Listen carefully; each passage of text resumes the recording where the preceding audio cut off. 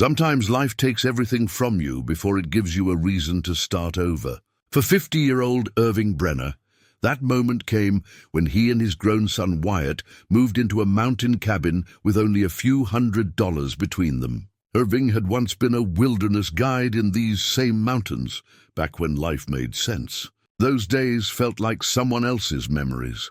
One morning, he found a massive wild beehive on a cliffside he used to climb. Using old ropes and forgotten skills, he harvested jars of thick amber honey. That honey turned out to be rare and valuable. But could it do more than put food on the table? Could it heal what was broken between father and son?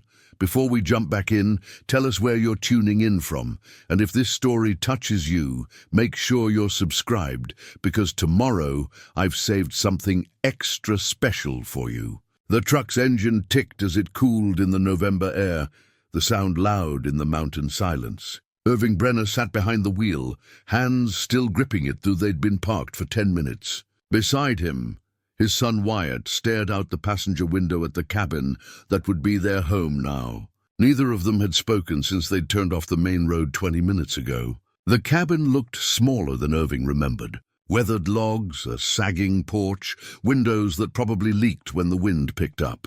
His uncle's place, left to his father, passed to him in a will he'd barely read. He'd never thought he'd need it. "Well," Wyatt finally said. His voice was flat, carefully neutral. "Here we are." Irving released the steering wheel and opened his door. The mountain air hit him immediately, crisp and clean, carrying the scent of pine and the promise of early snow. For a moment he was 25 again, leading tourists up trails, his wife Sarah waiting for him back in town, pregnant with the son who now sat beside him, wearing the same defeated expression Irving saw in the mirror every morning. They unloaded in silence. There wasn't much to unload. 2 duffel bags each, a box of kitchen supplies, another of bedding. Everything they owned fit in the truck bed with room to spare. 6 months ago, Irving had a 3-bedroom house in Denver, a steady warehouse job, a routine. Then the layoffs came. Then the mortgage payments he couldn't make. Then the conversations with Wyatt that always ended in silence or anger. The cabin's interior smelled of dust and disuse.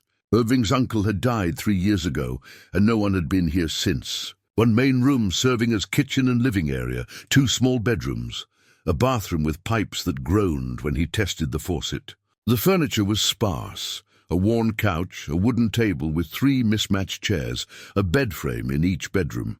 The place had electricity but no internet, no television, no connection to the world they'd left behind. "Which room do you want?" Irving asked, setting his bags down. Wyatt shrugged. "Doesn't matter." Everything was "doesn't matter" with Wyatt these days. At 26, his son moved through life like a ghost, present but not really there. It had been that way since Sarah died 4 years ago. Cancer, swift and merciless. She'd been gone within 8 months of diagnosis, and neither Irving nor Wyatt had figured out how to live in the space she left behind.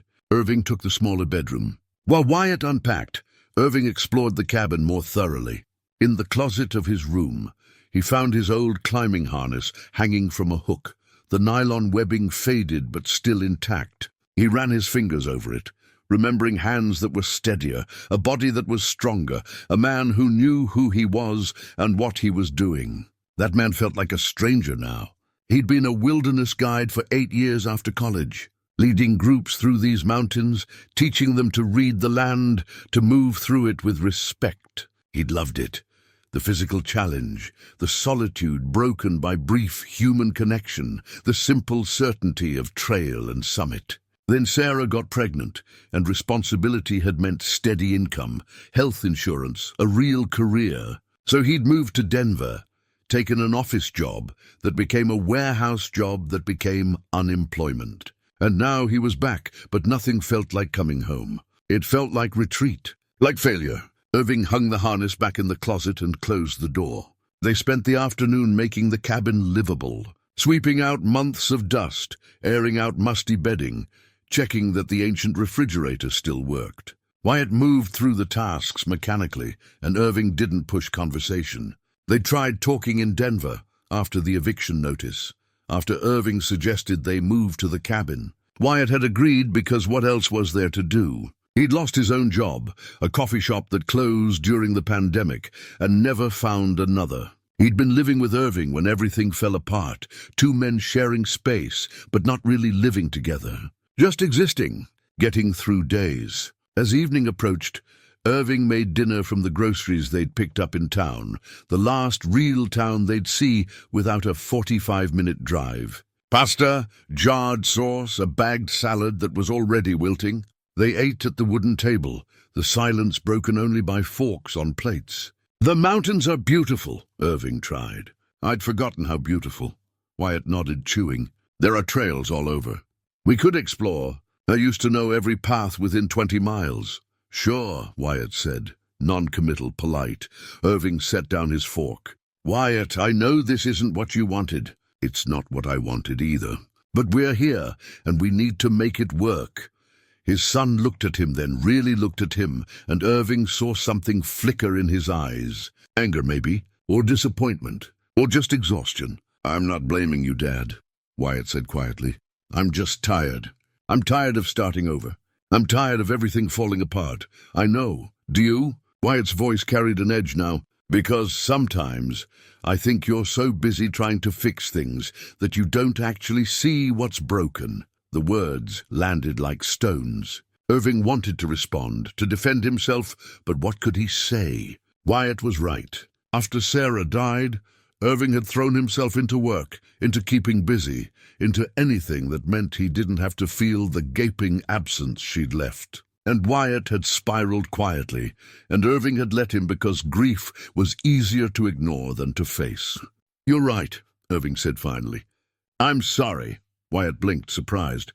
Then he nodded and returned to his food. It wasn't forgiveness, but it wasn't anger either. It was something, a small crack in the wall between them. After dinner, Wyatt retreated to his room. Irving cleaned up, then stepped out onto the porch. The sun had set behind the peaks, painting the sky in shades of amber and rose. The temperature was dropping fast. He could see his breath. The mountains rose around the cabin in layers, dark pines giving way to bare rock, peaks touched with early snow, glowing in the last light. This had been his world once. He'd known these ridges, these valleys, these cliffs. He'd moved through them with confidence, teaching others to do the same. That man seemed like a dream now, someone he'd invented. But standing here, breathing this air, feeling the familiar weight of altitude, something stirred. Not quite hope, not yet. But maybe the memory of what hope felt like. Inside, he could hear Wyatt moving around in his room. His son was in there alone with whatever thoughts haunted him, and Irving was out here alone with his own, and there was a wall between them built from 4 years of unspoken grief and accumulated failures. The money wouldn't last long. A few months maybe if they were careful. He'd need to find work, though there wasn't much work in these mountains. They'd have to figure something out. They always did. Barely, but they did. Irving looked up at the emerging stars, so much brighter here than in the city, away from all the light pollution. He used to know the constellations, used to point them out to tour groups. Now he could barely remember their names. Tomorrow, he decided. Tomorrow he'd start walking the trails again, relearning the land. Maybe Wyatt would come with him. Maybe not.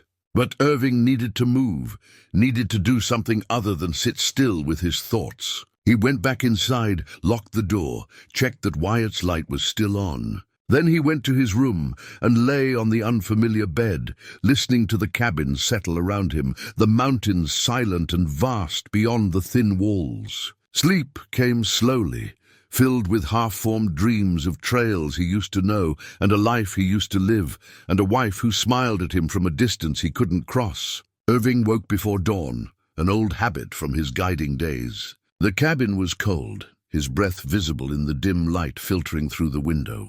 He dressed quietly, pulling on layers, thermal shirt, fleece, the old waterproof jacket he'd found in the closet that still fit, barely. His hiking boots were in the truck, stiff from disuse but still solid. He made coffee in the ancient percolator, the sound loud in the morning silence. Wyatt's door stayed closed. Irving wrote a quick note, gone hiking back by noon, and left it on the table. Outside the world was grey and hushed. Frost clung to everything, turning the porch railing silver. Irving's breath plumed as he stretched, feeling his body protest. 50 years old, and he felt every one of them. But there was something else, too, beneath the stiffness and the ache. Anticipation, maybe, or just the need to move. He knew where he was going. The Widow's Peak Trail, they'd called it.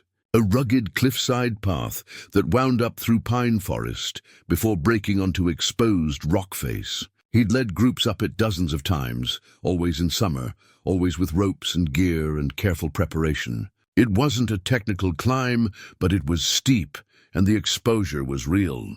You had to respect it. The trailhead was a 10-minute drive down a dirt road that was worse than he remembered. The truck bounced over ruts and rocks, and Irving made a mental note, another expense they couldn't afford. Everything was an expense they couldn't afford. He parked in the small clearing that served as parking area.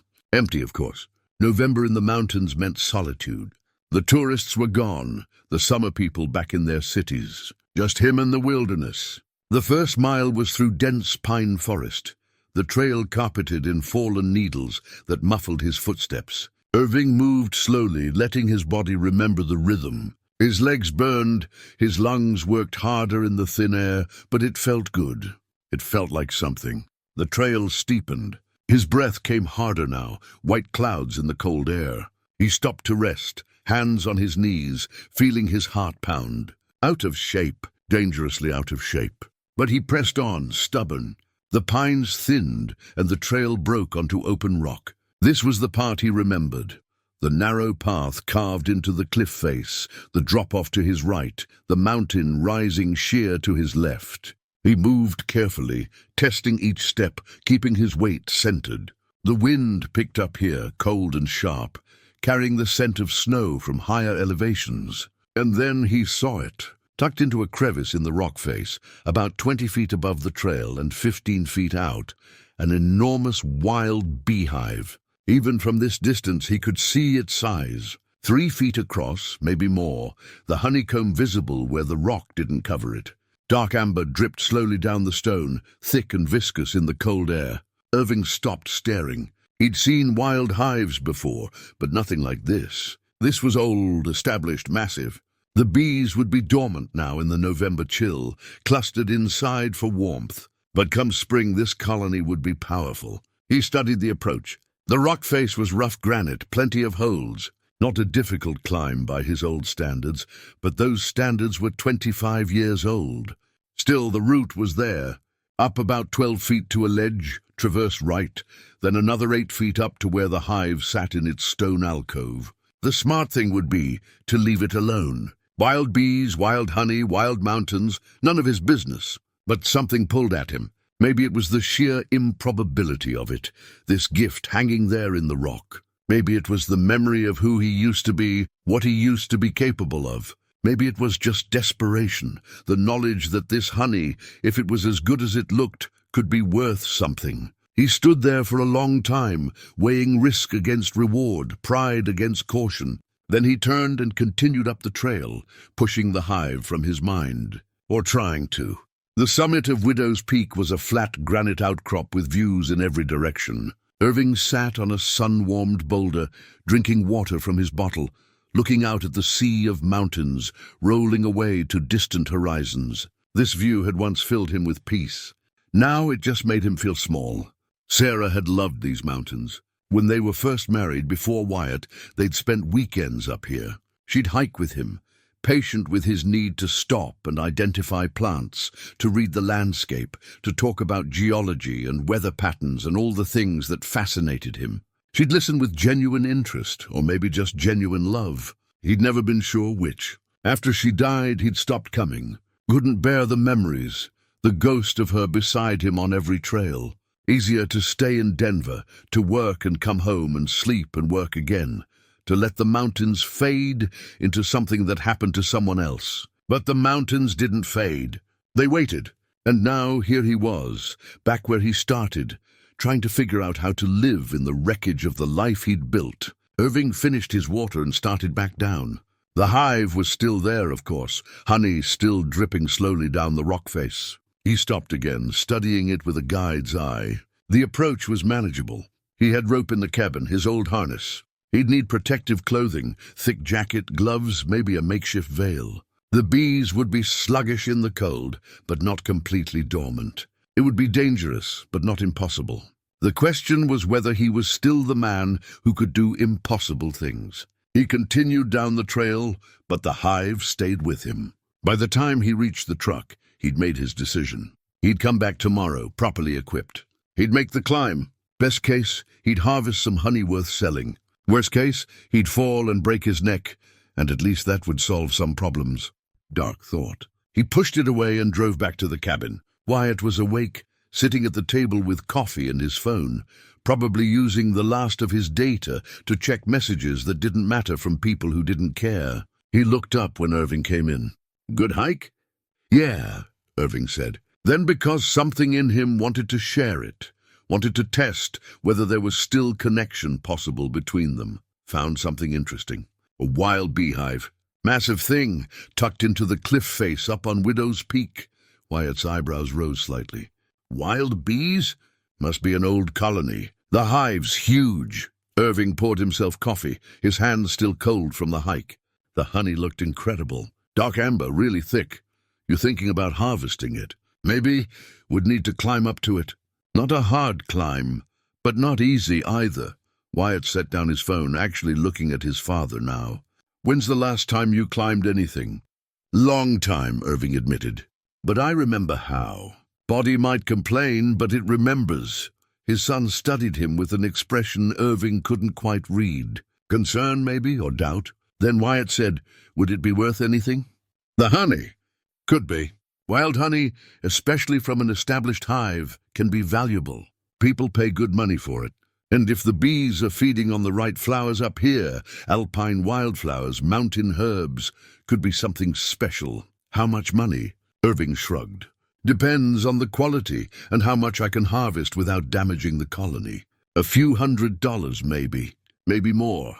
A few $100. A drop in the ocean of what they needed, but more than they had now."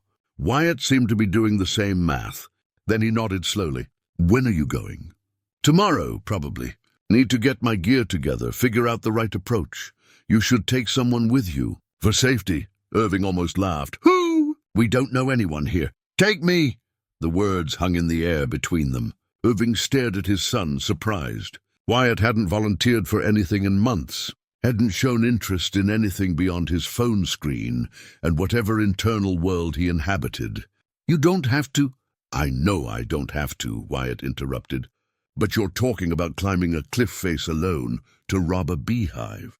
That's stupid without backup. I'll hold the rope or whatever you need." It wasn't enthusiasm. It wasn't even warmth. But it was engagement, and that was something. That was more than Irving had gotten from his son in years. "Okay," Irving said. "Tomorrow morning, then. We'll need to get some supplies in town first. Protective gear, containers for the honey."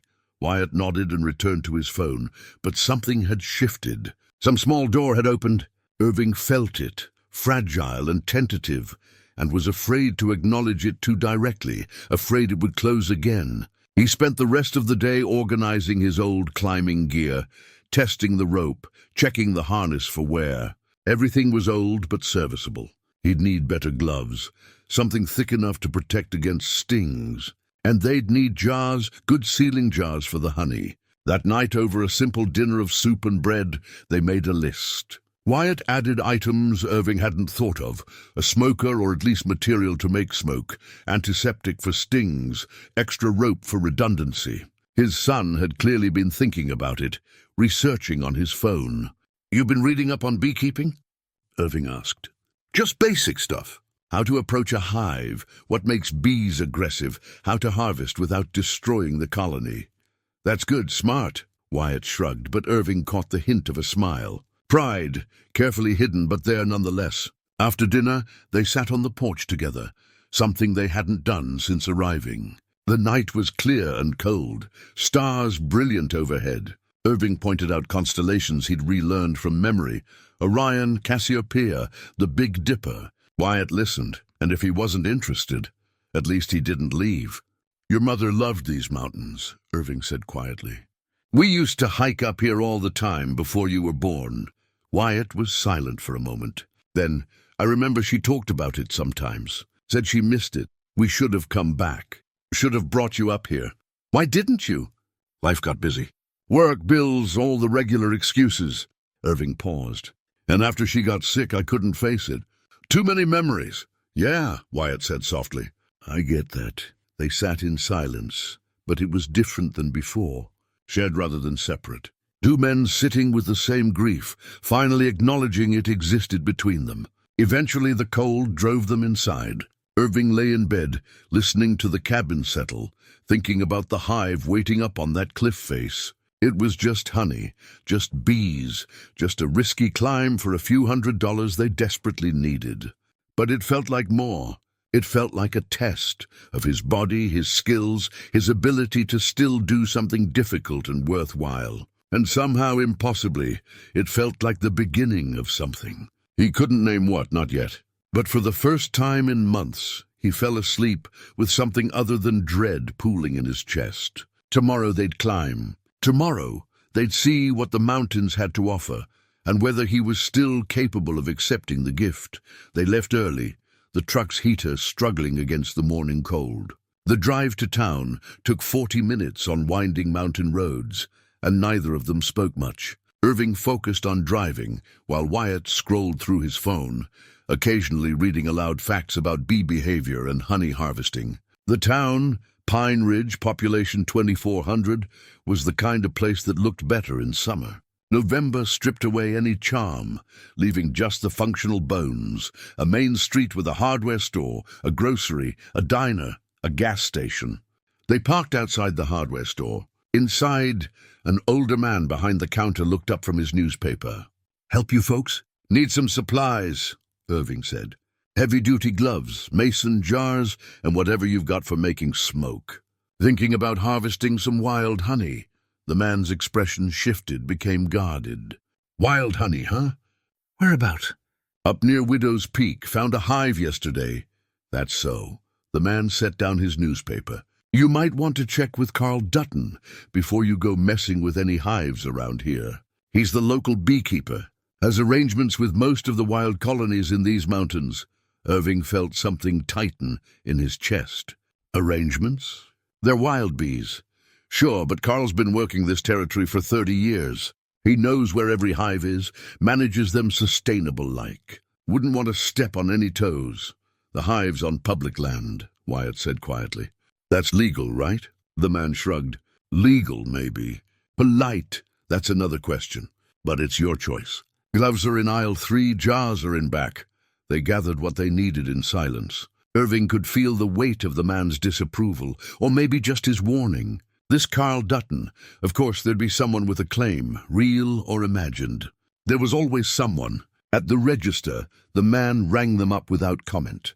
The total made Irving wince. $73 for supplies to maybe make a few hundred. The math only worked if the honey was as good as it looked. "Appreciate the warning," Irving said as he paid. "Just being neighborly. Carl's a good man, but he's protective of his business. Can't blame him for that." They loaded the supplies in the truck. Wyatt broke the silence first. "You want to find this Dutton guy?" "Ask permission." Irving sat behind the wheel, not starting the engine yet. Part of him wanted to do exactly that. Be polite, be careful, avoid conflict. That was who he'd become in Denver. A man who kept his head down, who didn't make waves, who let life push him around because fighting back took energy he didn't have. But another part, the part that used to guide tourists up dangerous trails, that used to make decisions and stand by them, that part was tired of retreating. "No," he said finally. "The hive's on public land. We're not doing anything wrong. If this Dutton has a problem, he can talk to us about it. We'll be reasonable. But I'm not asking permission to use public resources." Wyatt looked at him with something that might have been respect. "Okay, let's do it then." They drove back to the cabin, unloaded the supplies, and prepared for the climb. Irving pulled on his old harness, testing the buckles, adjusting the fit around a waist that was both thicker and somehow less substantial than it used to be. He coiled the rope, checked the carabiners, went through the mental checklist he'd run 1,000 times before. Wyatt watched, absorbing the process. "You really think this is safe?" "Safe enough." "The climb itself isn't technical. The bees are the wild card, but in this cold they should be sluggish. We'll use smoke to keep them calm, work fast, take only what we can carry easily. And if something goes wrong?" Irving met his son's eyes. "Then you get help. There's emergency services in Pine Ridge and cell service on the ridge above the trail. You'll have the keys. Don't try to be a hero. That's supposed to be reassuring. It's supposed to be honest." They loaded the truck again and drove to the trailhead. The hike up was harder with the extra weight of supplies. Irving's legs burned, his breathing came harsh. Wyatt stayed close behind, not complaining but not offering conversation either. Both of them were saving energy for what came next. When they reached the section of trail below the hive, Irving stopped and studied the rock face in daylight. The hive was exactly where he remembered, the honeycomb dark and glistening. No bee activity visible, too cold. They'd be clustered inside, conserving warmth. "I'm going to set up the rope first," Irving said. "Anchor it to that rock outcrop above, then rappel down to the hive from there. You'll stay here, manage the belay, and take the containers when I fill them." Wyatt nodded, his face pale but determined. The climb to the anchor point was straightforward, a scramble up broken rock, using hands and feet, the old movements coming back despite his body's protests. At the top, Irving secured the rope around a massive boulder, tested it with his full weight, then tossed the line down to where Wyatt waited. "Ready?" he called. "Ready." Irving leaned back into the harness, felt the rope take his weight, and began to descend. The rock face was rough against his gloved hands. Wind tugged at him cold and insistent. He moved carefully, controlling his descent, trying not to think about how long it had been since he'd done this. The hive loomed larger as he approached. He could see the intricate structure of the comb now, the cells packed with honey and covered with a thin layer of dormant bees. Beautiful and dangerous. He lit the smoke material, dried leaves and pine needles in a tin can, and let the smoke drift toward the hive entrance. The bees stirred but didn't swarm. Good. He waited, letting the smoke do its work, calming them, masking the alarm pheromones. Then, moving slowly, he reached into the hive. The honeycomb broke away in heavy chunks, dense with amber honey. Irving worked carefully, filling the first container, sealing it, lowering it on a separate line to Wyatt. The bees crawled over his gloves, sluggish but present. A few stung through the fabric, sharp pain that made him flinch, but not stop. He filled a second container, then a third. The hive was so large he could take this much without seriously damaging it. The colony would survive, would rebuild, would be here for next season if he chose to return. A fourth container. His arms ached from holding position, from working carefully in an awkward angle with nothing but rope and harness between him and a long fall. But the honey kept coming, thick and perfect, better than anything he'd imagined. "That's enough," he called down to Wyatt. "I'm coming up." The ascent was harder than the descent. His muscles shook with fatigue, and the stings on his hands were starting to swell. But he made it to the anchor point, hauled himself over the edge, and lay on the rock for a moment, breathing hard. "Dad, you okay?" "Yeah, give me a minute." When he could move again, he broke down the anchor, coiled the rope, and made his way back down to the trail. Wyatt was standing guard over 4 sealed containers of honey, his expression caught between worry and excitement. "Let me see," Wyatt said, reaching for Irving's hands. The gloves came off to reveal 6 stings, the skin around them already red and swollen. Wyatt pulled out the antiseptic they'd bought, cleaning each sting with careful attention that made Irving's throat tight. "I'm fine," Irving said. "I know, but let me do this anyway." When Wyatt was satisfied, they opened one of the containers. The honey inside was unlike anything either of them had seen. Dark amber, almost brown, with a complex aroma that spoke of wildflowers and mountain herbs and something else, something indefinable. Wyatt dipped a finger in, tasted it. His eyes widened. "Dad, this is incredible." Irving tasted it too. Rich, complex, with layers of flavor that unfolded on the tongue.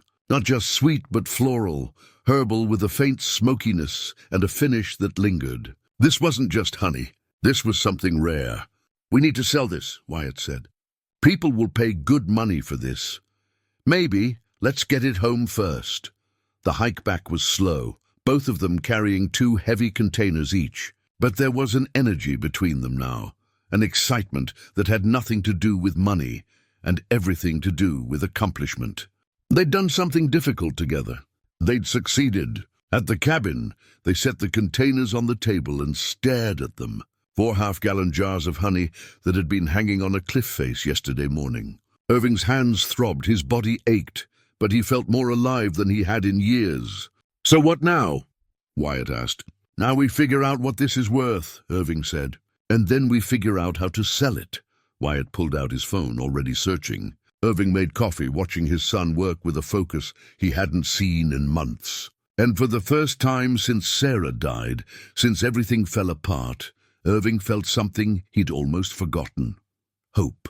Not the desperate hope of a drowning man, but the earned hope of someone who'd climbed toward something difficult and come back with proof that effort still mattered, that skill still had value, that maybe, just maybe, there was a way forward after all.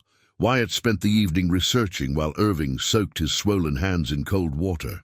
The stings were painful, but manageable, a small price for what they'd harvested. Every few minutes, Wyatt would read something aloud from his phone. Facts about raw honey, articles about rare wildflower varieties, forum posts from honey enthusiasts willing to pay premium prices for unique harvests. "There's a farmer's market in Pine Ridge," Wyatt said. "Every Saturday. We could set up a booth, see if anyone's interested." Irving dried his hands carefully. "The hardware store guy mentioned that beekeeper, Dutton. He probably sells there." "So, we're not doing anything wrong." "No, but we're new. He's established. People might not want to rock the boat." Wyatt looked up from his phone, and Irving saw a flash of the old determination his son used to have before grief and failure wore it down. "Then we'll just have to make sure our honey speaks for itself." They spent Friday preparing. Wyatt designed simple labels on his phone. Mountain wildflower honey, small batch, raw and unfiltered, and printed them at the library in town. Irving cleaned and filled smaller jars, 8 ounces each, leaving the half-gallon containers as backup. They had enough for maybe 20 jars if they were conservative. Wyatt suggested pricing at $15 per jar. Irving thought it was too high, but his son pulled up comparisons. Artisan honey from smaller operations sold for $12 to $20 routinely. "We're not just selling honey," Wyatt explained. "We're selling a story.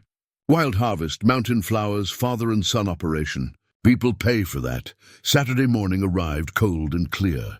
They loaded the truck with their modest inventory, 20 jars of honey, a folding table Wyatt found in the cabin's shed, and a hand-painted sign Wyatt had made that read, "Wild Mountain Honey." It wasn't professional, but it was honest. The farmer's market occupied a parking lot behind the grocery store. A dozen vendors were already setting up.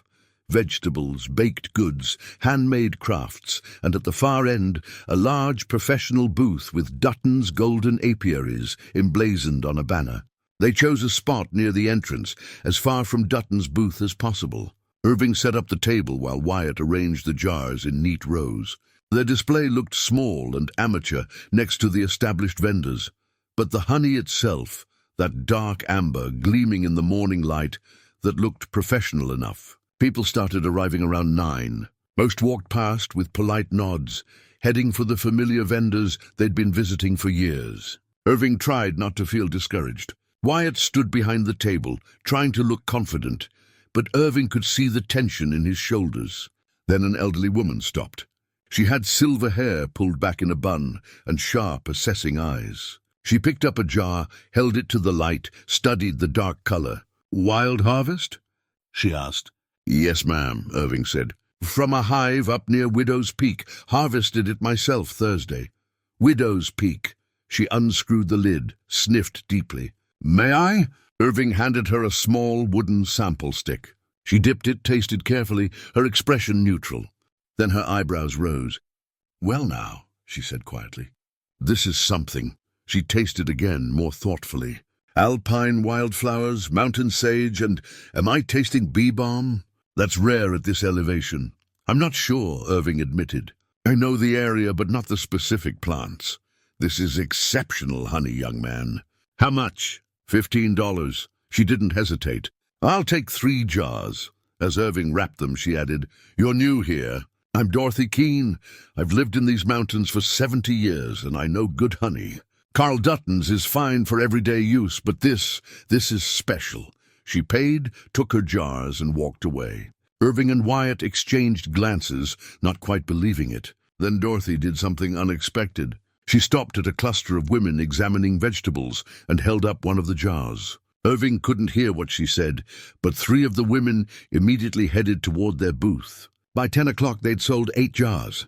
By 11:15, people kept coming, drawn by word of mouth spreading through the market. Each customer tasted, reacted with surprise, and bought.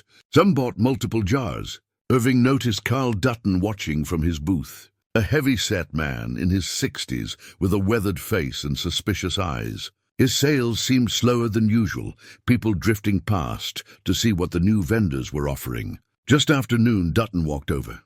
Up close, he was imposing, 6 feet tall, broad-shouldered, with hands scarred from decades of beekeeping. "You the ones harvesting up near Widow's Peak?"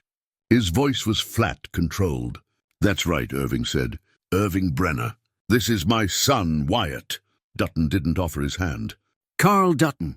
"I've been managing the bee populations in these mountains for 30 years. That includes the wild hives. It's a delicate ecosystem. Can't have people just taking what they want without understanding the impact. We were careful," Wyatt said. "Only took what the colony could spare."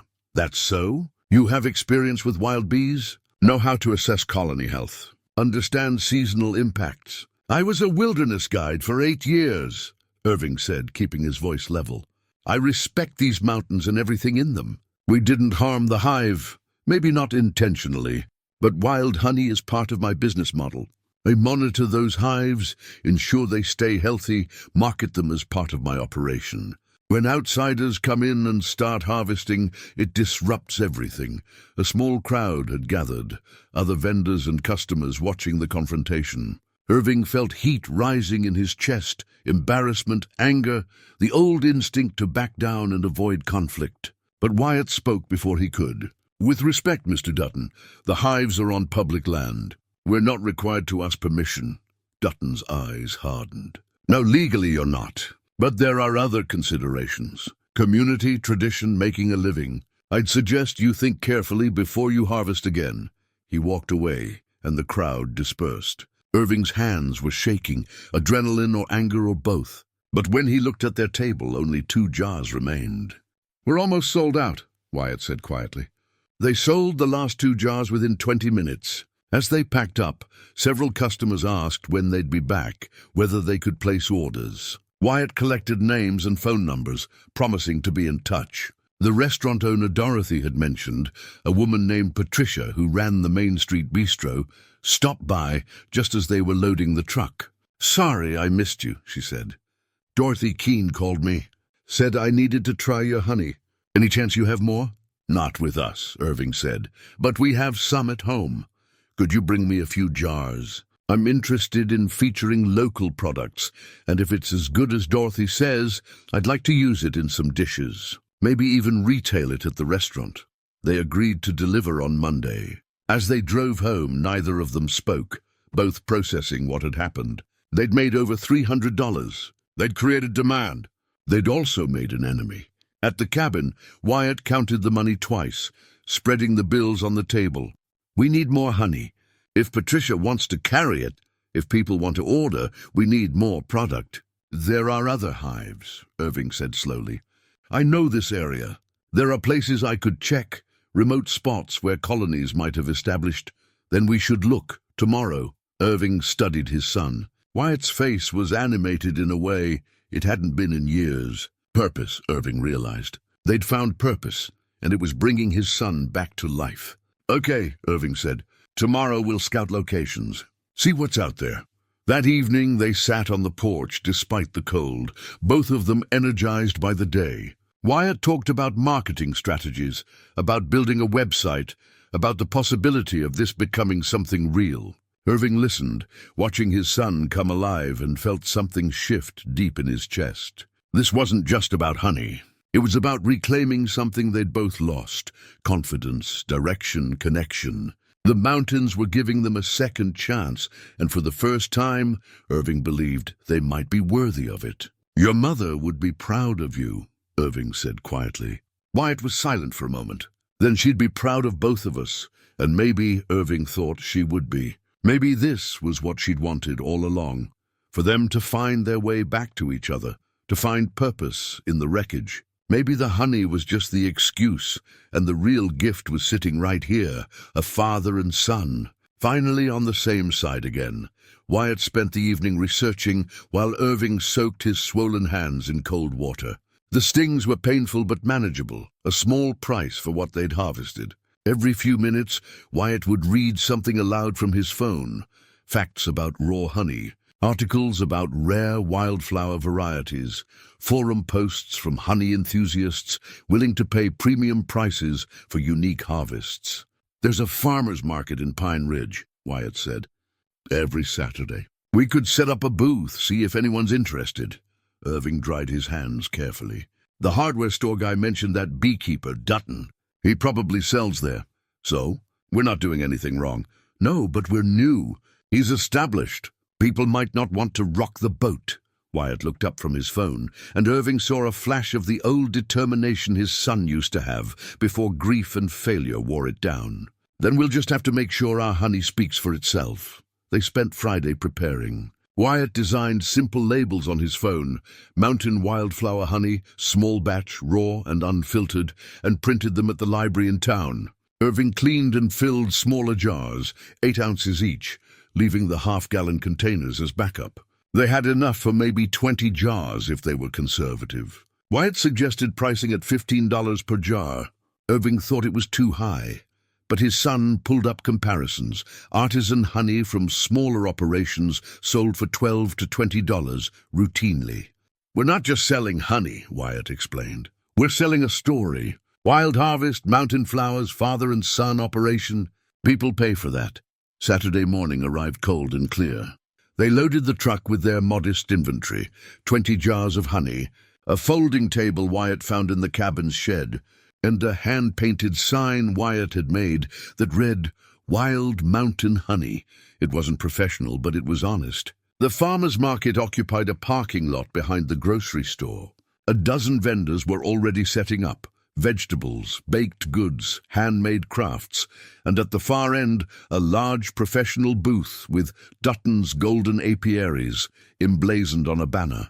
They chose a spot near the entrance, as far from Dutton's booth as possible. Irving set up the table, while Wyatt arranged the jars in neat rows. Their display looked small and amateur next to the established vendors, but the honey itself, that dark amber gleaming in the morning light, that looked professional enough. People started arriving around 9. Most walked past with polite nods, heading for the familiar vendors they'd been visiting for years. Irving tried not to feel discouraged. Wyatt stood behind the table trying to look confident, but Irving could see the tension in his shoulders. Then an elderly woman stopped. She had silver hair pulled back in a bun and sharp, assessing eyes. She picked up a jar, held it to the light, studied the dark color. "Wild harvest?" she asked. "Yes, ma'am," Irving said. "From a hive up near Widow's Peak. Harvested it myself Thursday. Widow's Peak." She unscrewed the lid, sniffed deeply. "May I?" Irving handed her a small wooden sample stick. She dipped it, tasted carefully, her expression neutral. Then her eyebrows rose. "Well now," she said quietly, "this is something." She tasted again, more thoughtfully. "Alpine wildflowers, mountain sage, and am I tasting bee balm?" "That's rare at this elevation." "I'm not sure," Irving admitted. "I know the area, but not the specific plants." "This is exceptional honey, young man." "How much?"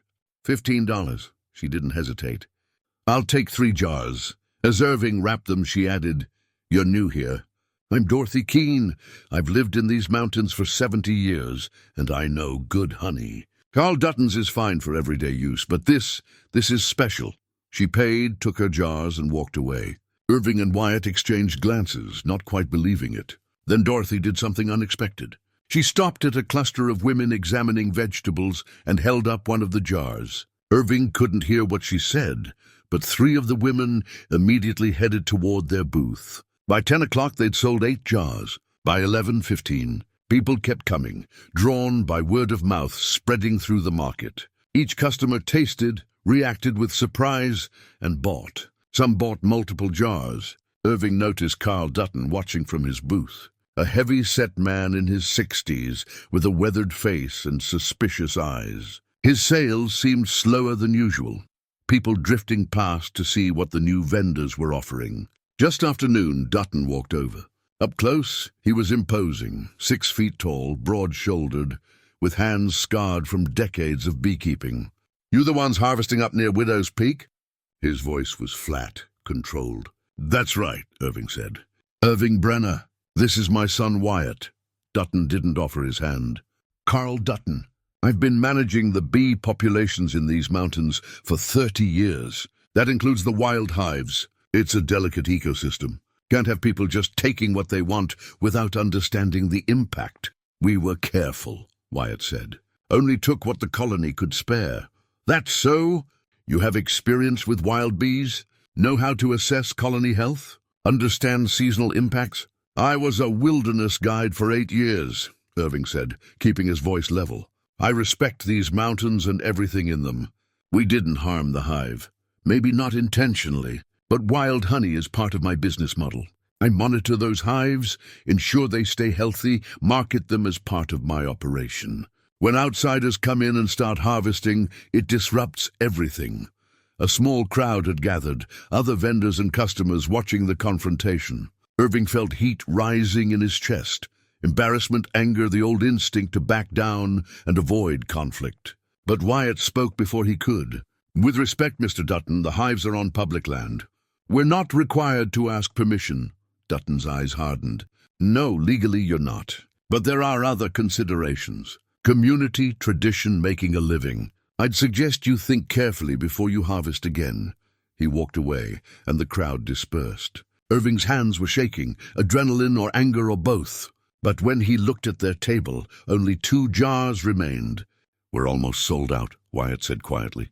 They sold the last 2 jars within 20 minutes. As they packed up, several customers asked when they'd be back, whether they could place orders. Wyatt collected names and phone numbers, promising to be in touch. The restaurant owner Dorothy had mentioned, a woman named Patricia who ran the Main Street Bistro, stopped by just as they were loading the truck. "Sorry I missed you," she said. "Dorothy Keene called me.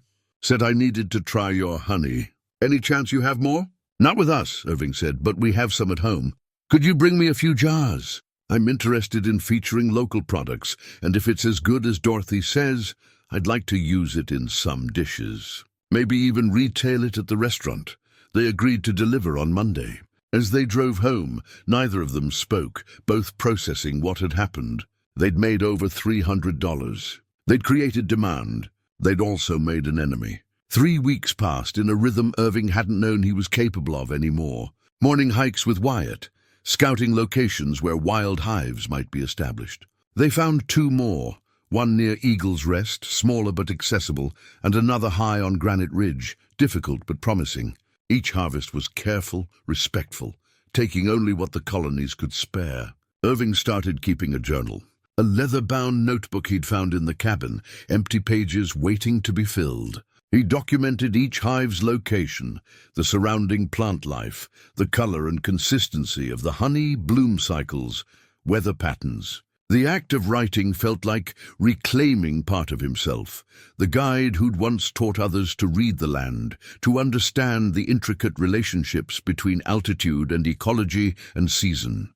Wyatt handled the business side. He'd set up social media accounts, posted photos of the honey against mountain backdrops, told their story in short, honest posts. Orders started coming in, not a flood, but steady.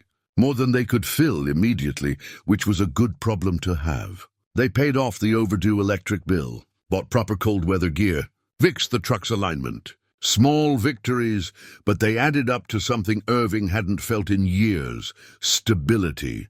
The farmers' market became routine. Every Saturday the same spot, their inventory growing as they harvested more. Dorothy Keene became their unofficial ambassador, bringing friends to taste the honey, spreading word through her network of long-time residents. Patricia featured it at the bistro, and customers started asking where they could buy more. But success brought attention Irving didn't want. One morning in early December, they received a message through their website. A food critic from a regional magazine wanted to visit, do a story on their operation. Wyatt was excited. Irving was nervous. What if she asks questions we can't answer? Irving said, "We're not professional beekeepers. We're just what?" Wyatt interrupted. "Just two people doing honest work?" That's exactly what makes it a good story. They spent 3 days preparing, cleaning the cabin, organizing their harvest schedule, practicing how to explain their methods. Wyatt made coffee runs to town, nervous energy needing an outlet. Irving reread his journal, making sure his notes were clear and accurate. The critic was scheduled to arrive on Thursday afternoon. But Wednesday morning everything changed. They hiked up to the Eagle's Rest Hive for a planned harvest. The trail was familiar now, Irving's body stronger from weeks of regular climbing. They reached the site and immediately knew something was wrong. The hive was destroyed, not by animals. The damage was too deliberate. Someone had torn into the honeycomb, scattered it across the rocks, left the colony exposed and vulnerable. Bees crawled sluggishly through the wreckage, doomed by the approaching winter. The whole site was marked with spray paint. "Stay out." Irving stood frozen, staring at the destruction. Beside him, Wyatt's breathing had gone sharp and angry. "Dutton," Wyatt said. "It had to be. We don't know that. Who else? He warned us. He said there would be consequences." Irving wanted to argue, but the logic was sound. They'd taken business from Dutton. They'd ignored his territorial claims. And now someone had destroyed their hive in a way meant to send a message. "We need to report this," Irving said. "Take pictures, document everything, call the rangers. And then what? They investigate, maybe talk to Dutton, and nothing happens. Meanwhile, we've lost a hive, and he knows he can get away with it. What do you want to do, Wyatt?" "Confront him. Escalate this into something worse." His son's face was flushed, jaw tight. "I want to stand up for ourselves.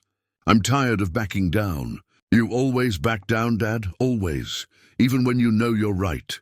The words hit like a physical blow. Irving opened his mouth to defend himself, to explain that caution wasn't cowardice, that protecting what little they had meant avoiding fights they couldn't win. But Wyatt kept talking. "After Mom died, you just disappeared.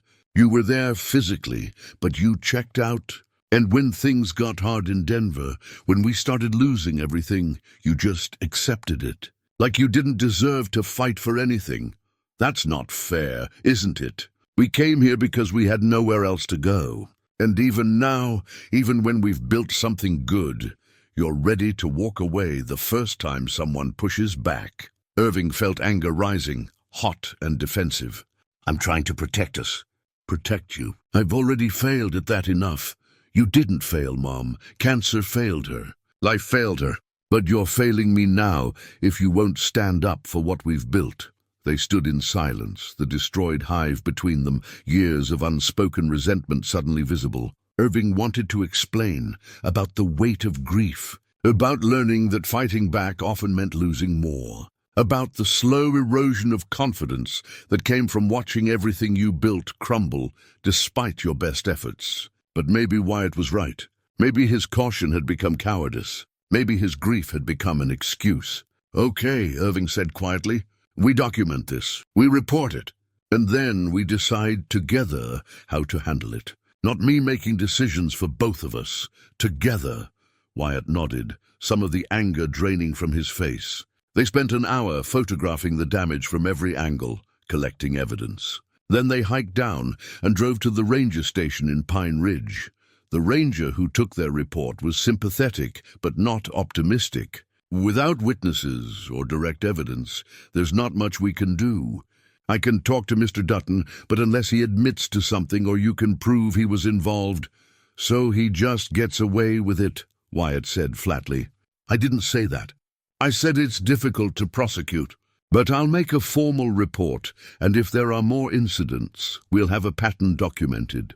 They left feeling frustrated and helpless. Back at the cabin, they sat at the table, the destroyed hive photographs spread between them. "The critic comes tomorrow," Wyatt said. "What do we tell her?" "The truth. That we're dealing with some local resistance. That someone vandalized one of our hives. That makes us look weak. Like we can't protect our own operation. Irving studied his son. Or it makes us look honest. Like people with integrity dealing with intimidation, which is exactly what we are.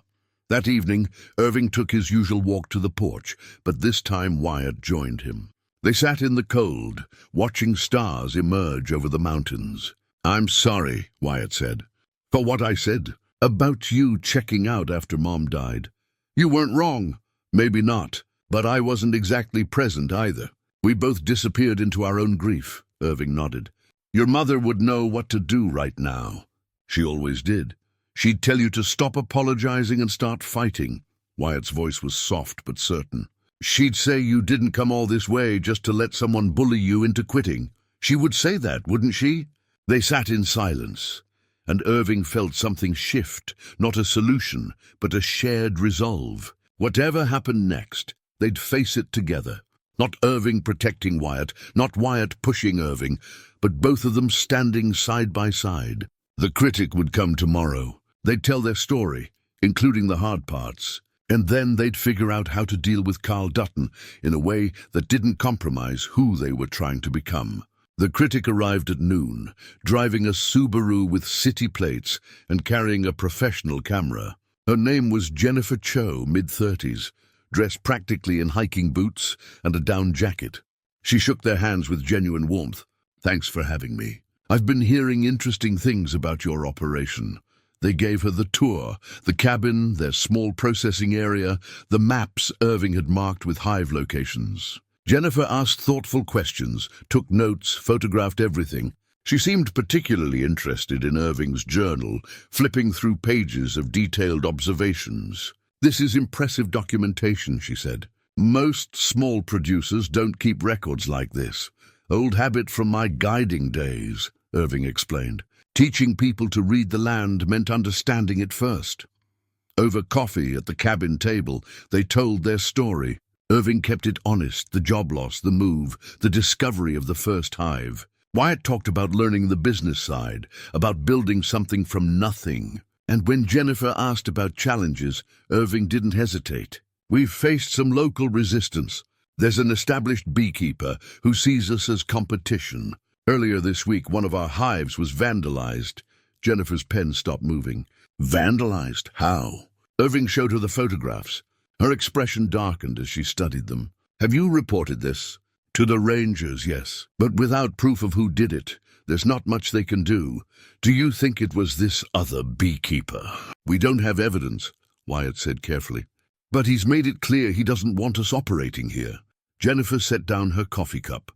"That's a significant part of your story. Small operation facing intimidation, still persisting. That's compelling." They walked her up to the Widow's Peak hive, the original, still intact.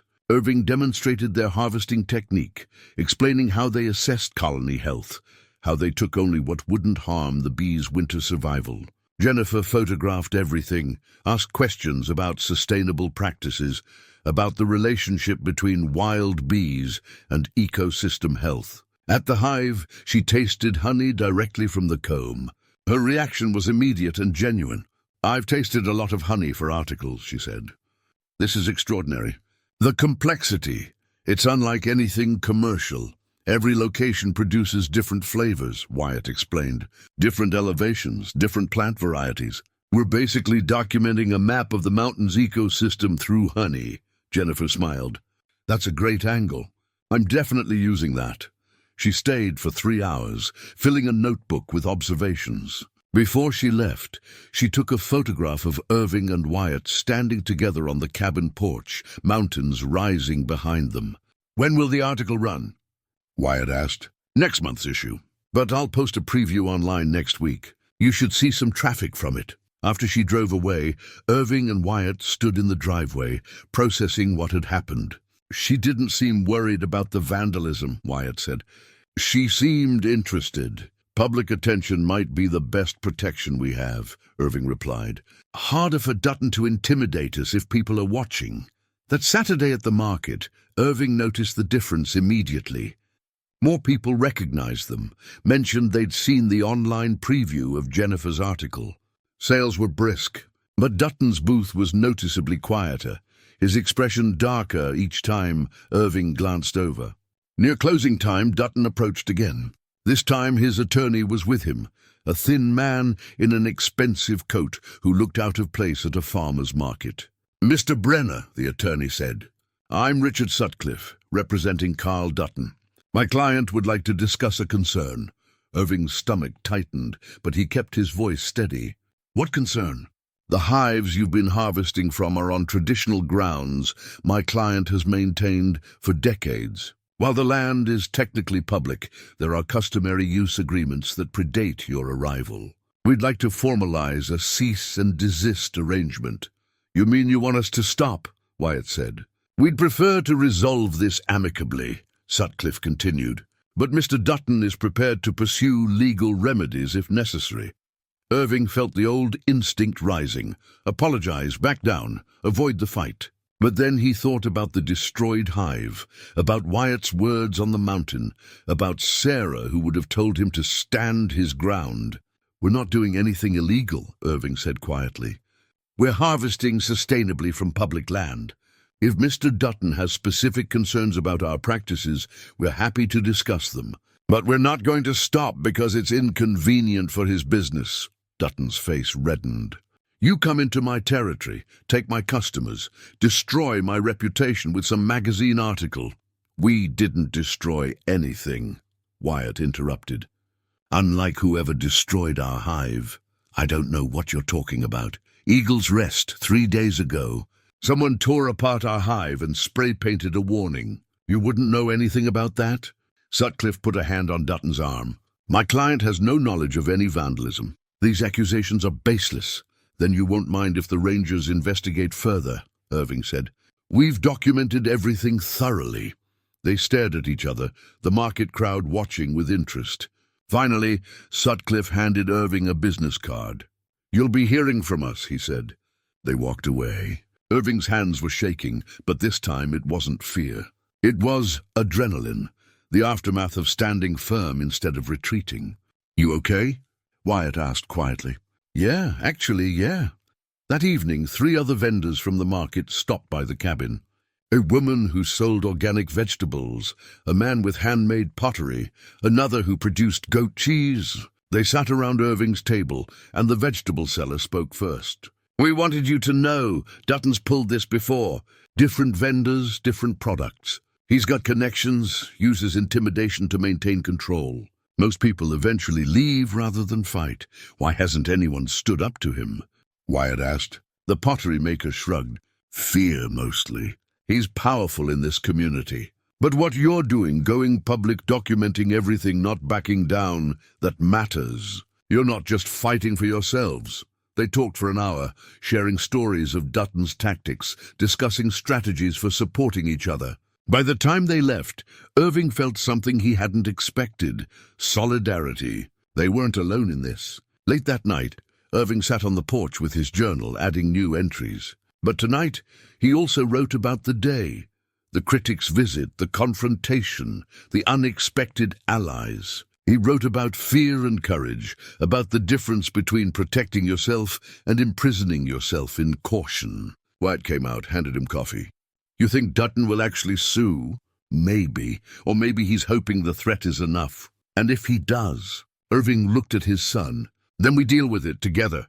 We've come too far to quit now." Wyatt nodded, satisfied. They sat in comfortable silence, watching the stars wheel overhead. The mountains stood eternal around them, having witnessed this same pattern countless times. People struggling over territory, over pride, over survival. The mountains didn't care who won. They just waited, patient and permanent, while human conflicts played out in their shadows. But tonight, sitting with his son, Irving felt like maybe, just maybe, they were on the right side of this particular struggle. Not because they'd win, but because they were fighting for something that mattered. Something honest and earned and worth defending. The legal letter arrived on a Tuesday, delivered by certified mail. Irving signed for it with a sinking feeling, already knowing what it would say. Wyatt read it over his shoulder, his face darkening with each paragraph. Cease and desist. Claims of interference with established business operations. Trespassing on traditional harvesting grounds. demands that they halt all honey production immediately. The alternative, a lawsuit for damages that would cost more than they'd made in 2 months. "This is garbage," Wyatt said, pacing the cabin. "Traditional grounds? They're public lands. He has no legal claim." "Legal doesn't matter if we can't afford an attorney," Irving said quietly. "That's what he's counting on. We either stop or we drown in legal fees we don't have." Wyatt threw the letter on the table. "So we just give up? Sell the cabin and leave? Run away again?" "I didn't say that." "Then what are you saying?" Irving didn't have an answer. The weight of it pressed down on him. The impossibility of fighting someone with resources and connections they couldn't match. They'd been fools to think this could work, to think they could build something lasting from a few jars of honey and good intentions. "Maybe we should talk to someone," Irving said. "See if there are options we're not seeing. The library in town has legal resources or what? Free legal advice that tells us what we already know. That we're screwed." They spent the rest of the day in tense silence, each retreating to opposite ends of the cabin. Irving tried to think through scenarios, but every path led to the same conclusion. They couldn't afford this fight. That evening, needing to clear his head, Irving decided to go through more of the cabin's storage. There had to be something they could sell, some way to raise money for legal help. The attic was cramped and dusty, filled with boxes his uncle had left behind. Most of it was junk. Old clothes, broken equipment, outdated magazines. But in the far corner, under a section of loose floorboards, he discovered while checking for leaks, Irving found a metal strongbox. It was rusted, the lock corroded. Irving carried it downstairs, where Wyatt looked up from his phone with mild interest. "What's that?" "Found it hidden in the attic, under the floorboards." They pried open the lock with a screwdriver. Inside were papers, old, yellowed, some water-damaged, but most still legible. Irving pulled them out carefully, spreading them on the table. Property deeds, survey maps, legal documents dating back to the 1950s. "What is all this?" Wyatt asked, leaning closer. Irving's hands trembled as he read. His uncle's name, Horace Kincaid. His father's name as heir. And finally, his own name, inherited when his father died 5 years ago. He'd received notification of the cabin, but he'd never looked deeper, never questioned what else came with it. The property wasn't just the cabin. It was 217 acres of surrounding mountainside. Mineral rights, timber rights, and crucially, harvest rights for all natural resources. "Dad," Wyatt said, his voice strange, "do you know what this means?" Irving pulled out a survey map, comparing it to the topographical map they'd been using to mark hive locations. His heart was pounding now, hands unsteady as he traced boundaries. The Widow's Peak Hive, on their property. Eagle's Rest, on their property. Even Granite Ridge, barely, fell within the boundaries. "He's been harvesting on our land," Irving said slowly. "Dutton, for years. He's been operating on property we own." Wyatt grabbed the survey documents, reading them carefully. "These are legitimate? Legally recorded?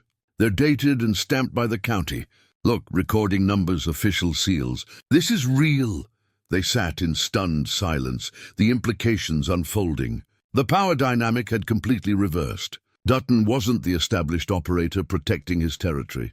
He was the trespasser. "Why didn't your father tell you?" Wyatt asked. Irving thought back to those last conversations with his father, the man he'd barely known after years of distance created by pride and stubbornness. His father had mentioned the cabin, said it was there if Irving ever needed it. But he'd never mentioned the land, never explained what he was really leaving behind. "He wanted me to find my own way," Irving said slowly, understanding dawning. "He didn't want me to rely on inheritance. He wanted," his voice caught, "he wanted me to come back on my own terms, to discover what was here when I was ready. That's a hell of a gamble. He knew me, knew I'd never accept help directly. But this, finding it when we needed it most, this is different." Wyatt was already on his phone, searching for contact information. "We need to verify this, get it officially confirmed, and then we need to decide what to do with it," Irving finished. They spent the next day in Pine Ridge, at the county recorder's office. A clerk helped them trace the property history, confirming everything in the strongbox. The land was legally Irving's, properly recorded, taxes paid current through an automatic account Irving's father had set up years ago. "You're lucky you found these," the clerk said. "Most people don't realize what they own until there's a problem. With property this size, you'll want to get it surveyed again. Update the boundaries with GPS coordinates." Irving thought of someone. There was a woman at the market, a widow who sold preserves. Someone mentioned she used to be a surveyor. Her name was Helen Garvey, and when Irving called her, she remembered them immediately. "The honey vendors?" she said warmly. "I bought 3 jars from you. Best honey I've tasted in years." Irving explained the situation, the discovered deed, the need for professional confirmation, the conflict with Dutton. Helen was quiet for a moment. "Carl Dutton has operated like he owns these mountains for too long," she said finally. "I'd be happy to help, no charge. Consider it my contribution to shaking things up around here." She came to the cabin that afternoon, examined the documents, and nodded with satisfaction. "These are solid. I can do a complete survey, document everything with modern GPS, make it ironclad. Give me a week." Over the next few days, Helen worked the property, while Irving and Wyatt watched their business continue to grow despite the legal threat. More orders came in. Jennifer's full article published and phone calls increased. Each success felt bittersweet, knowing it might all disappear if they couldn't resolve the situation with Dutton. But now they had leverage. The question was what to do with it. "We could destroy him," Wyatt said one evening. "Sue for trespassing for all the years he's been using our land without permission. Take everything." Irving thought about it. The temptation was there. Revenge for the intimidation, for the destroyed hive, for the fear they'd lived with. But he also thought about his father, about the gift that had been left for him. Not wealth for its own sake, but resources to build something meaningful. "We could," Irving said slowly. "Or we could be better than that." "Better how?" "We could offer him terms. Let him continue operating, but fairly. Recognize that we both have a place here. Show him that we're not interested in destruction, just in being treated with respect." Wyatt studied his father. "That's generous. After everything he's done, it's strategic. And it's right. We didn't come here to be like him. We came here to build something good." Helen finished the survey and delivered her report. Every hive location, every boundary line, everything documented with professional precision. Irving held the papers and felt the weight of decision pressing down on him. Tomorrow, they'd meet with Dutton and his attorney, and they'd find out if the man could accept mercy or if he'd push this to destruction. Irving spent the morning before the meeting, reviewing every document, every photograph, every piece of evidence they'd assembled. Helen's survey report was comprehensive. Maps marked with GPS coordinates, boundary lines clearly defined, a professional assessment that would stand up in any court. Wyatt made coffee and watched his father work. "You nervous?" "Terrified," Irving admitted. "This either ends today or it gets much worse. We have everything we need. The deed, the survey, proof he's been operating on our land. We hold all the cards. That's what worries me. Power can corrupt as easily as desperation." They'd arranged to meet at Sutcliffe's office at 2. Irving dressed carefully, not trying to impress, but wanting to feel like someone who deserved to be taken seriously. Wyatt wore the same button-down shirt he'd worn to his mother's funeral, and Irving had to look away from the memory. Helen offered to come as their expert witness, and they accepted gratefully. She arrived at the cabin at 1, carrying a leather portfolio with duplicate copies of everything. "You ready for this?" she asked. "No," Irving said honestly. But we're doing it anyway." The drive to town felt longer than usual.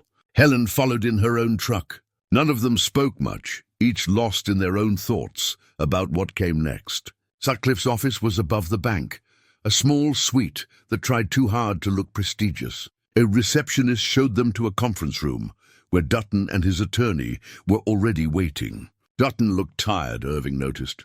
Older than he had at the market, with shadows under his eyes that spoke of sleepless nights. Sutcliffe was composed, professional, a legal pad filled with notes in front of him. "Thank you for coming," Sutcliffe began. We're hoping to resolve this matter without... Before we start, Irving interrupted quietly, I'd like to introduce Helen Garvey. She's a licensed surveyor and has prepared a report we think you'll want to see. He slid the property deed across the table. Dutton picked it up, his expression confused. Then as he read, confusion shifted to disbelief. What is this? Property deed for the land surrounding my cabin. 217 acres. It includes most of the areas we've been harvesting from. Sutcliffe took the deed, read it carefully, his professional composure slipping. This has been verified? Helen placed her survey report on the table. Completely. I've documented every boundary with GPS coordinates, cross-referenced with county records. It's all legitimate. Dutton's face had gone pale. You're saying... I'm saying the land you've been operating on for 30 years belongs to me, Irving said. You've been trespassing, harvesting resources from private property without permission.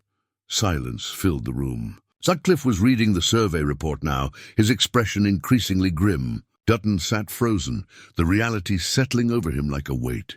You didn't know, Irving said, making it a statement rather than a question. The land, it's always been public, open range. I've been working these mountains since before you were born. My uncle owned it. My father inherited it. Now it's mine. None of that changes the fact that you've been operating without authorization. Sutcliffe set down the report. Mr. Brenner, what exactly are you proposing? This was the moment. Irving could crush Dutton, could demand compensation for years of trespass, could drive him out of business entirely. The temptation was there.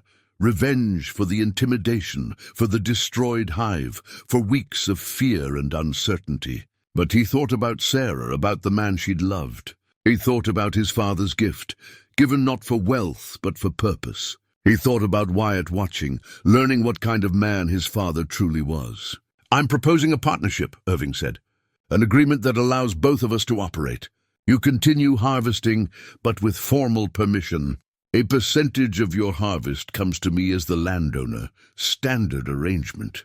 No exclusivity, no intimidation of other producers. Fair market practices for everyone. Dutton stared at him.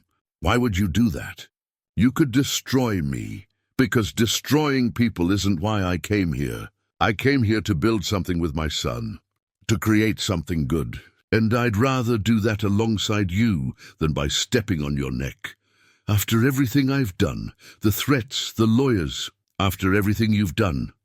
Irving agreed. I'm still offering this. Sutcliffe looked between them, professional instinct warring with surprise. Mr. Dutton would need to review any agreement carefully.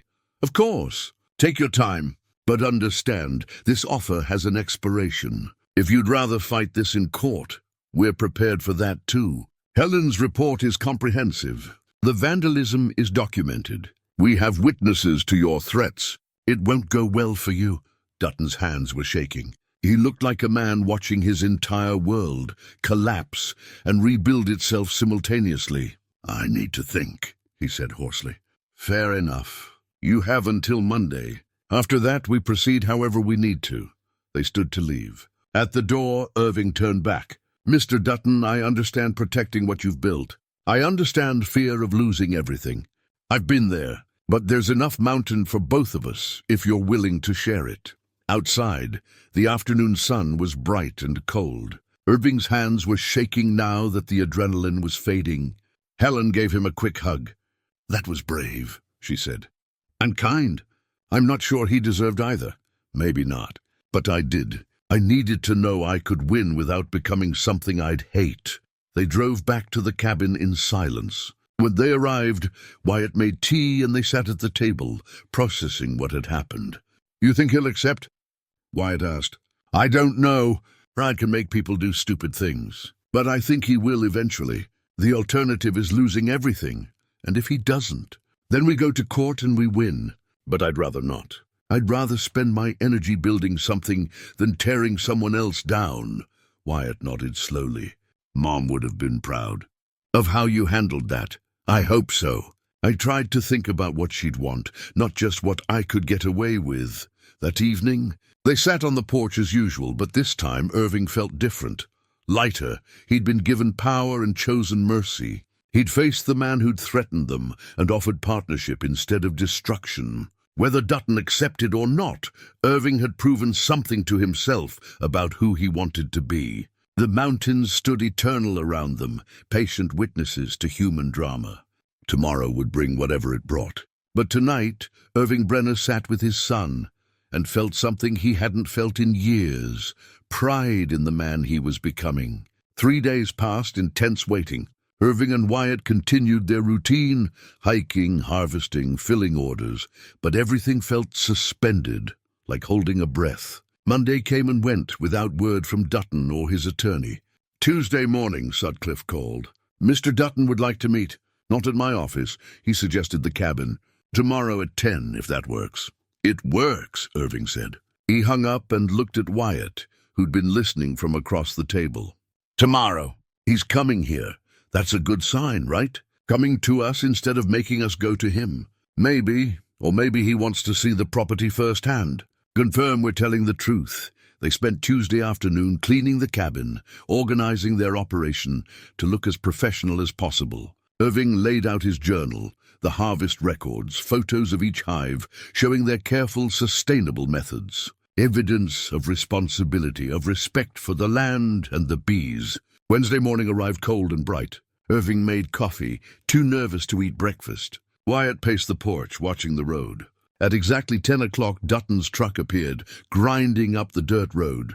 He came alone. No attorney, no witnesses. Just an older man climbing out of his vehicle with careful, stiff movements. Up close, away from the confrontation and the market, he looked smaller, more human. Irving stepped off the porch.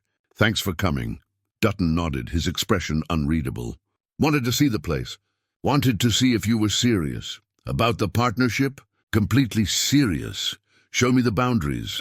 They walked the property line closest to the cabin, Irving pointing out landmarks, while Helen's survey map served as reference. Dutton asked questions. About the deed's provenance. About Irving's father and uncle. About how long the property had been in the family. Your Uncle Horace, Dutton said finally. I knew him. Not well, but I knew him. Quiet man! Never mentioned he owned all this land. He was private. My father, too. They didn't believe in making a show of things. Unlike me, Dutton said with bitter humor.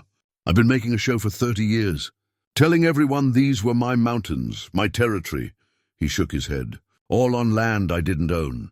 They stood looking out at the peaks, the vast expanse of wilderness that cared nothing for human ownership or pride. After a long silence, Dutton spoke again. I vandalized your hive. At Eagle's Rest, I was angry, scared. Thought I could intimidate you into leaving. He met Irving's eyes. I'm not proud of it. Irving felt something loosen in his chest. I appreciate you admitting it. I also spread rumors in town. Told people you were reckless, that you were damaging the ecosystem. None of it was true. Your methods are sound, better than mine in some ways. Why are you telling me this? Because if we're going to work together, it needs to be honest. No more games, no more threats. I'm too old and too tired to keep fighting battles I've already lost.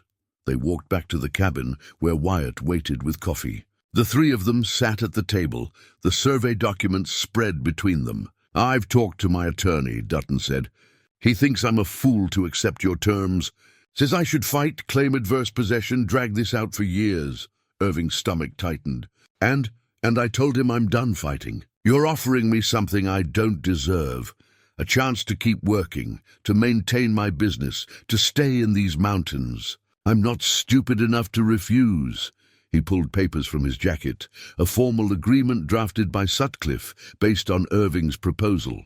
20% of my harvest from your property, no exclusivity, fair market practices. And I help monitor hive health, share my knowledge. That seemed fair? Irving read through the agreement carefully. It was more generous than he'd expected.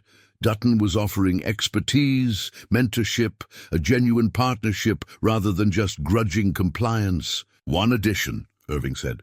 The agreement includes a clause about community cooperation. Neither of us interferes with other small producers. We support fair competition. Dutton hesitated, then nodded. Fair enough. Though that'll hurt my business. It'll make the whole market stronger. And that helps everyone eventually. They signed the papers, Helen serving as witness. When it was done, Dutton sat back, looking exhausted but also relieved. "I need to apologize to your son," he said, turning to Wyatt. "The things I said at the market, the threats, that was wrong. You were protecting your father and standing up for what was right. I respect that." Wyatt accepted the apology with grace beyond his years. "We all do things we regret when we're scared."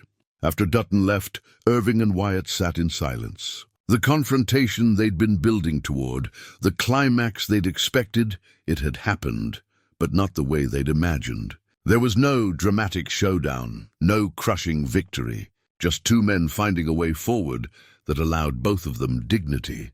"That was anticlimactic," Wyatt said finally. "Real life often is, but it's better this way. Better for everyone." Helen stopped by that afternoon with the final survey documents, everything officially recorded with the county. She stayed for coffee, and Irving noticed the way she looked at the cabin, at the view, at him. "You've built something good here," she said. "Against long odds. We had help. Your survey made all the difference. The survey was just paper. You made the difference. You could have destroyed Dutton, but you chose mercy instead. That takes character." After she left, Wyatt gave Irving a knowing look. "She likes you. We just met. Dad, she surveyed your property for free, showed up as your witness, and just complimented your character. She likes you." Irving felt heat rise in his face. "Your mother would want you to be happy, would want you to keep living. It's been 4 years. You're allowed." Irving thought about Helen, her competence, her kindness, the easy way she'd fit into their crisis. He thought about Sarah, about the life they'd shared, about the years of grief that had defined him since her death. Maybe Wyatt was right. Maybe it was time to start thinking about living instead of just surviving. But that was a question for another day. Today, they'd won without destroying anyone. Today, they'd proven they could stand firm while staying true to who they wanted to be. Spring turned to summer, and the mountains came fully alive. The hives thrived, producing honey in quantities Irving had only hoped for during those desperate early days. But the measure of success had changed. It wasn't about the money anymore, though that came steadily enough. It wasn't even about the business, though it grew beyond their initial dreams. It was about the 3 young people who showed up in May, eager to learn. The apprenticeship program Irving and Wyatt had discussed became real, teaching sustainable harvesting, wilderness skills, respect for the ecosystem. Irving found himself guiding again, but differently than before. Not leading tourists through pretty scenery, but mentoring people who wanted to build lives in these mountains. On a warm June morning, Irving led the apprentices up to the original hive at Widow's Peak, the same trail he'd climbed alone that first desperate day, looking for anything that might save them. Now he climbed with purpose, with students, with knowledge to share. "The bees don't owe us anything," he told them at the cliff face. "We're guests here. We take only what they can spare, and we're grateful for that. The moment you forget that, you've stopped being a harvester and become a thief." One apprentice, a young woman named Sage, who reminded him of Sarah in her fierce attention to detail, asked the question he'd been waiting for. "How do you know when you've taken too much?" "You listen, you watch. You learn to read what the colony is telling you. And when you're not sure, you take less. Always err on the side of the bees." They harvested together, Irving supervising while the apprentices did the work. Their movements were careful, respectful, exactly as he'd taught them. Pride swelled in his chest, not just for what they were learning, but for what he was capable of teaching. Back at the cabin that evening, Wyatt had dinner ready. He'd become the better cook, taking over kitchen duties while Irving handled the wilderness work. Helen arrived with fresh bread from town, and they sat around the table that had once held only silence and grief, now filled with conversation and laughter. "The Hendersons want to place a standing order," Wyatt reported. 50 jars a month. "And that couple from Denver, the ones who visited in April, they bought property 2 ridges over. They're serious about making it work." "Good for them," Irving said. "We should help however we can. Already offered. I'm meeting them next week to share what we've learned. After dinner, Irving pulled out his journal, thicker now, filled with months of observations. Wyatt had been encouraging him to do something more with it, and tonight he finally made the decision. "I'm going to write a book," Irving said. "A guide to wild honey harvesting, sustainable practices, ecosystem management, everything we've learned, so others don't have to figure it all out from scratch." Helen smiled. "That's perfect. You're a natural teacher. I'll help with the business sections," Wyatt offered. "Marketing, building a customer base, all that. And I'll handle the technical drawings," Helen added. "Maps, diagrams, property considerations." Irving looked around the table at these two people who'd become his family. Wyatt, transformed from the hollow young man he'd been into someone with purpose and confidence. Helen, who'd brought warmth and companionship back into his life without demanding he forget what came before. Later on the porch, his thinking place, his refuge, Irving sat alone for a few minutes. This ritual hadn't changed, but its meaning had. It was no longer about hiding from the day or dreading tomorrow. It was about gratitude, reflection, peace. He thought about Sarah, not with the sharp pain of those first years, but with gentle fondness. She'd been part of his journey, essential to who he'd become. Her death had broken him, but the breaking had been necessary. The old Irving, comfortable, complacent, going through the motions, needed to shatter so this version could emerge. "Thank you," he whispered to her memory. "For everything. For Wyatt, for teaching me what matters. I'm okay now." "We're okay." Wyatt joined him, 2 cups of tea in hand. They sat in comfortable silence, watching fireflies emerge in the meadow below the cabin. "I've been thinking," Wyatt said, "about starting a foundation, using some of the profits to help people like we were, people who've lost everything and need a chance to rebuild. Maybe grants for equipment, or land access, or training." Irving looked at his son with wonder. "That's ambitious. We've been given a lot. Seems right to pass it on. Your mother would love that idea." "I know," Wyatt smiled. "That's why I thought of it." They sat quietly, father and son, no longer separated by grief, but joined by purpose. The mountains stood eternal around them, having witnessed their transformation from broken refugees to builders, teachers, stewards. Irving thought about that first morning, finding the hive. He'd been looking for survival, a few dollars to keep them afloat. Instead, he'd found salvation. Not in the honey itself, but in what the search for it had required.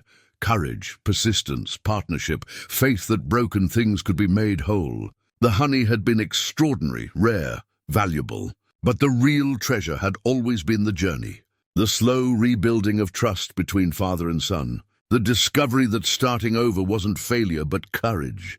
The understanding that purpose could be found even in the darkest valleys if you were willing to keep climbing. Helen appeared in the doorway. "You two planning to sit out here all night?" "Just a few more minutes," Irving said, and she nodded, understanding.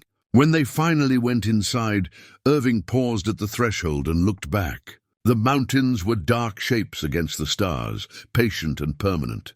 They'd been here long before him and would remain long after.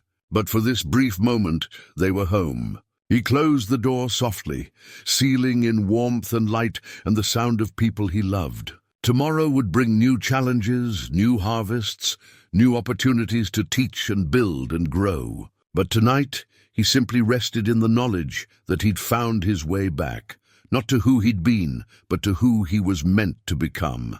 Sometimes the sweetest things in life came from the hardest places. And sometimes, when everything was stripped away, what remained was enough to build a future worth living.